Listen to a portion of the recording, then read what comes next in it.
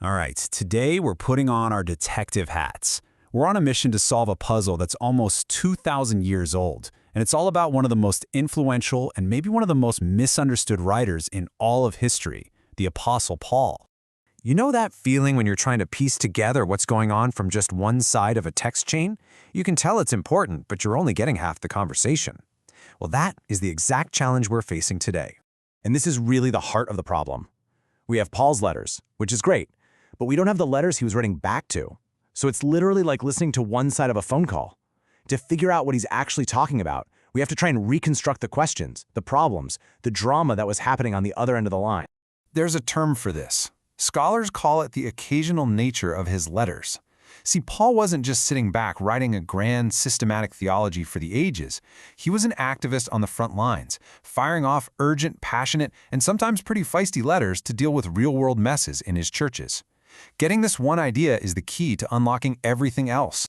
So, who is the man writing these letters? Because the popular image we have of him, especially the guy he was before his big conversion moment, well, it might not be the whole story.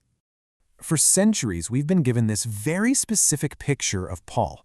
The idea is that he was a man just tormented by his own failure to keep the Jewish law. But what's fascinating is that the historical evidence from his own pen might be telling us a totally different story. Look at the difference here. It's night and day. The traditional view says Paul was just drowning in guilt, totally frustrated that he couldn't be perfect. But when you actually read what Paul wrote about his old life, you see a guy who was incredibly confident, a guy who thought he was crushing it, advancing in his religion way beyond anyone else's aid. And here's the proof, right from the source. Paul himself says that when it came to righteousness under the law, he was blameless. That does not sound like a guy with a troubled conscience. That sounds like someone who thought he was getting an A+ on the test. He was a top-tier Pharisee, totally zealous for his faith.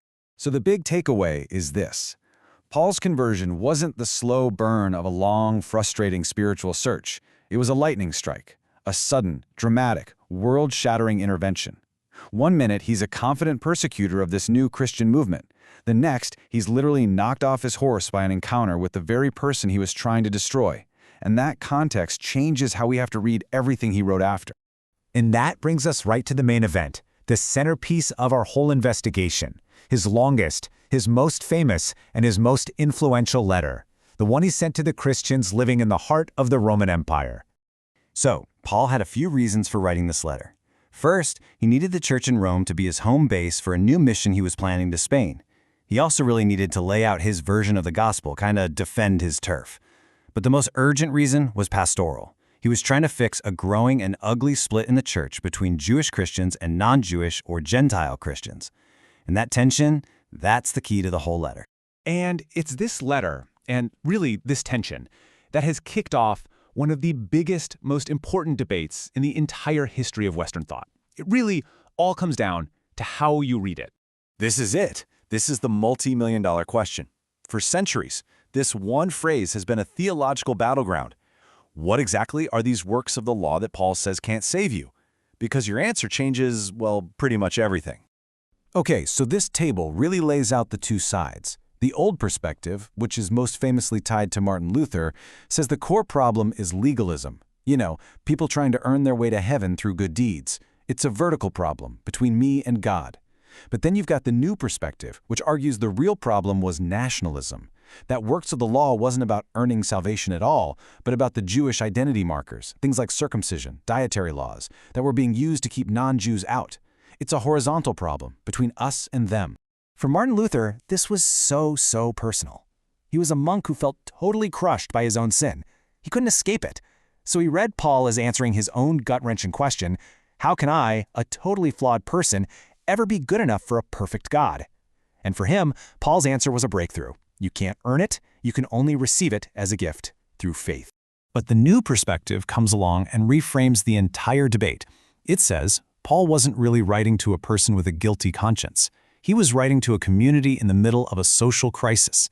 The big question wasn't, how do I get saved? It was, who gets to be in God's family now that Jesus has arrived? Is it just for Jews, or is it for everybody else too? And Paul's answer, in this view, is that faith in Jesus is what makes you part of the family, not following Jewish cultural laws. Now, you might be thinking this all sounds like a pretty dusty academic argument, but trust me, the way this one letter has been read has literally, and I mean literally, changed the course of history. I mean, just look at this timeline. It really shows you the stakes. Paul writes this letter around 57 AD. Fast forward 1,500 years, and Martin Luther's reading of it helps kick off the Protestant Reformation, splitting Western Christianity in two. 400 years after that, Karl Barth writes a commentary on it that completely upends modern theology. The ripple effects from this single piece of ancient mail are just monumental. Because when you boil it all down, the debate over works of the law has always been about drawing boundaries. How do we define our group? Is it about individual good behavior, or is it about our shared cultural identity, which by definition keeps other people out? How we answer that question determines who we call in and who we label as out. And that really leaves us with one last big question to think about. If our understanding of this one single ancient letter can change so dramatically over time, it just forces us to ask, what other huge ideas from the past might we be reading through the lens of our own time, possibly missing what they meant in their own context entirely?